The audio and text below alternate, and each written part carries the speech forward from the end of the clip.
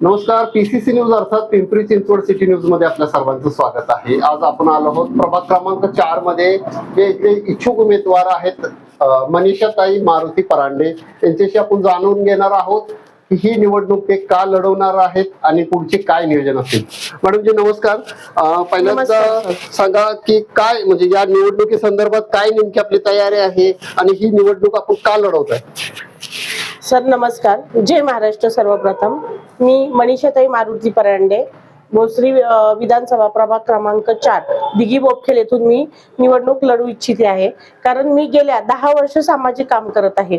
प्रभागामध्ये light, पाणी, police station, 15 कोटीचा वैद्यकीय निधी आणि प्रभागामध्ये जवळजवळ 3.5 ते 4 कोटीची निधी आपल्याला समाज कार्यासाठी आम्हाला वरतून साहेबांनी दिलाय. मी प्रत्येक घरोघरी पोहोचलेली आहे आणि घरोघरी सामाजिक काम, कुणाचा रस्ता असो, लाईट असो, पाणी असो, घरगुती समस्या असो, पोलीस स्टेशन असो, ऍडमिशन असो, ह्या सगळ्या बाबी मी करून बसलेली. आणि आज घरोघरी मी शिंदे साहेब आणि शिंदे साहेबांची प्रतिनिधी म्हणून मी आज घरोघरी मी काम केले. तर त्या कामाची पावती किंवा शिंदे साहेबांची एक प्रतिनिधी म्हणून मला माझं काही नाही, पण मला माझ्या पक्षाने आमच्या साहेबांनी सांगितले तुम्ही कामातून उत्तर द्या. त्या कामाच्या उत्तराची पावती म्हणून आज मला ही निवडणूक लढू इच्छिते आहे.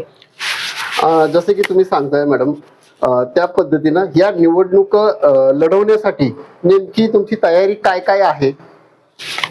निवडणूक लढवण्यासाठी माझी तयारी साहेब, मी प्रथम यादी अभ्यास केलाय. यादीमध्ये माझं स्वतःच नाव दुबार आहे. तिथं फोकस करून मी त्या पद्धतीने हरकती घेतल्या. 2, माझा प्रभागामध्ये मी इच्छुक उमेदवारांची माझ्याकडे पण यादी आहे. जे दिसतंय समोर तसं नाहीये, तर प्रत्येक उमेदवार माझ्या संपर्कात आहे, इतर पक्षाचे पण.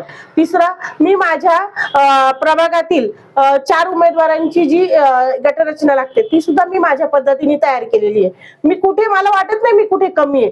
तर मग मलाही असं वाटतं की मी उमेदवार म्हणून मी योग्यता माझी नक्कीच ह्या निवडणुकीमध्ये पात्र आहे म्हणून. त्याला लागूनच माझा दुसरा प्रश्न आहे. या निवडणुकीत नक्कीच आपल्याला यश मिळेल असं गृहीत धरून निवडणूक जिंकल्यानंतर प्रथम कोणत्या कामाला आपण प्राधान्य द्याल.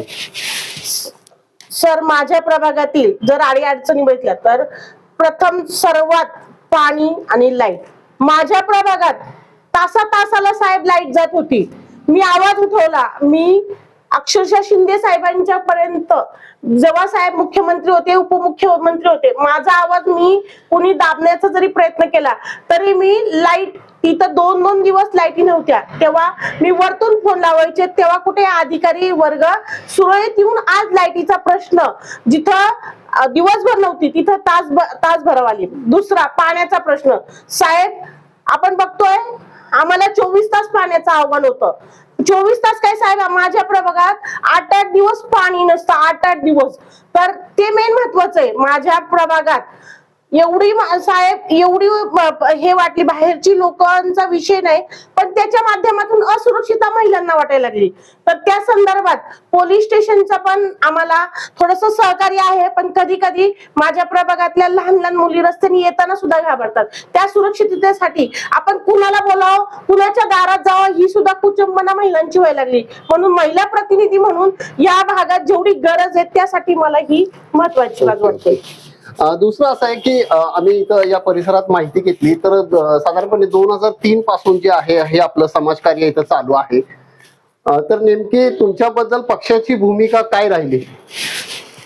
साहेब, जेव्हा पक्षाचा सर्वे झाला त्या सर्वे मधून माझं पण नाव आलं, पण पक्षाची भूमिका म्हणले तर मला जेव्हा आपला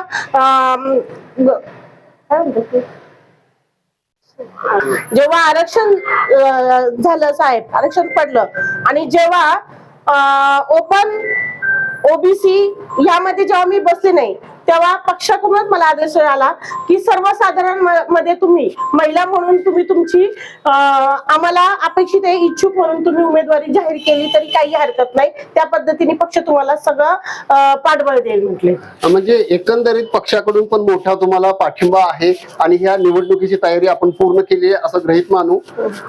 मला एक सांगा, दुसरा प्रश्न असा आहे माझा की या माध्यमातून आपल्या प्रभागातील मतदारांना आपण काय आवाहन कराल.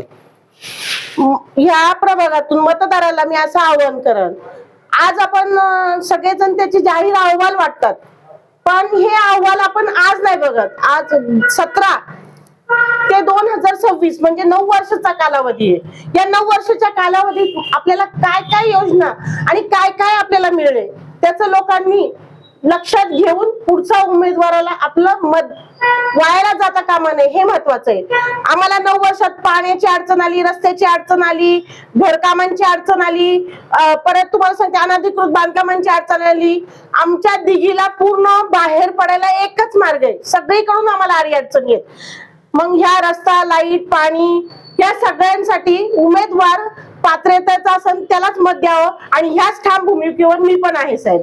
तर या होत्या मनीषाताई परांडे, जे आपले 2003 पासून जे आहे यांचं समाजकार्य आहे.